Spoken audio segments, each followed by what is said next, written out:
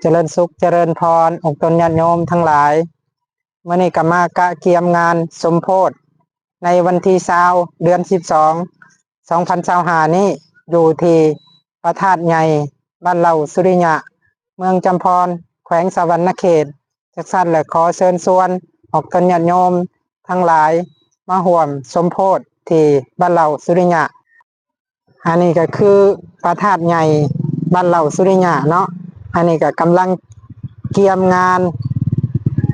คณะพ่อแม่ครูบาอาจารย์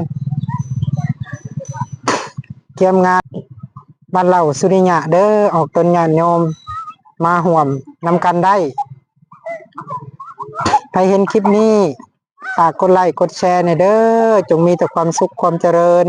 หายทุกข์หายโศกหายโรคหายภัยหายพยาธิโรคาเด้ออาสาธุ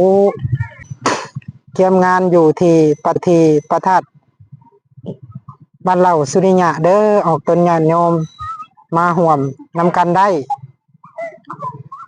ใครเห็นคลิปนี้ฝากกดไลค์กดแชร์ในเด้อจงมีแต่ความสุขความเจริญ